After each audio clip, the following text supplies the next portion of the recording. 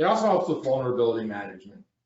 The problem with CVEs, which we all get, is we don't tend to fix them until they're exploited in the wild, because we don't actually notice them until they're exploited. Well, machine learning can, in fact, look at things earlier, detect anomalous behavior, and can do a lot with that. And it's a two-way street. It can help identify threats, but it can also provide insights into the behavior of attackers. But some challenges come with using AI for security purposes, as we've said. AI can help in cloud security and can see things that humans might miss, but it can also be used to generate the attacks. And by the way, these would be substantially different AI models we're talking about here. Right. Again, we're being very broad with this, but AI can be leveraged in pretty much any way you can think of in this space, right, for offense or defense. And cybersecurity dynamics. So cybersecurity industry we've used automation for a long time. Indeed, even our device uses automation, though we do have humans looking at it, for alerts and for threat hunter. We do use those tools that are automated. And machine learning systems can learn and improve on the job. Some systems are able to help identify hackers inside networks earlier based on suspicious behaviors, reducing the dwell time on network, which is especially helpful because of ransomware. And other AI models can be tailored to identify potential vulnerabilities and patch at a larger scale than humans ever could. Again, billions of cycles per second. And I find it interesting that where we pulled this from said patch too, because that's something where having AI automatically patch these things, rolling this into your patch management is a pros and cons, right?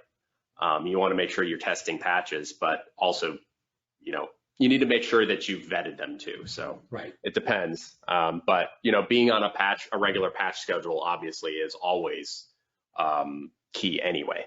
Right.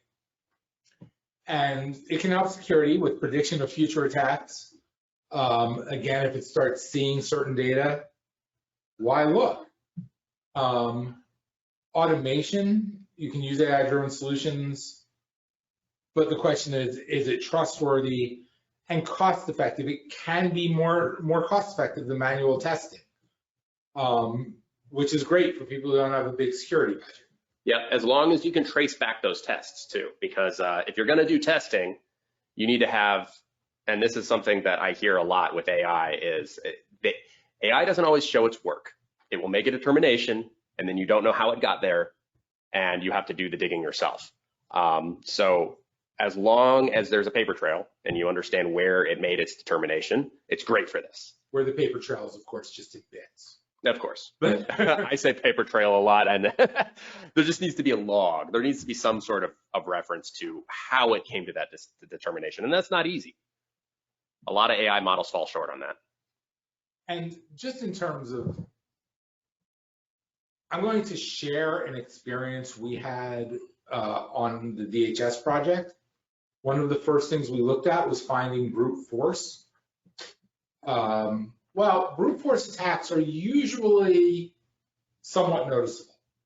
But what machine learning allowed us to do that you can't do in the real world without it is determine the difference between a successful and an unsuccessful brute force attack.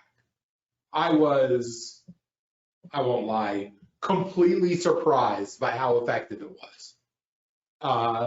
Yeah, you take encrypted streams and you think, okay, it's encrypted. There's no way anyone on the outside can tell, and it was able to tell.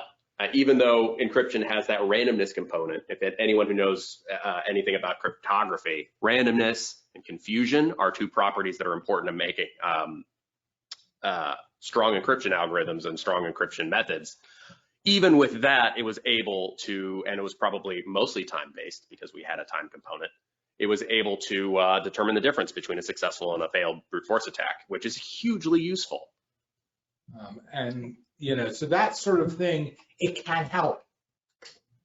Because, and I've said this before, you're under a brute force attack at 3 a.m.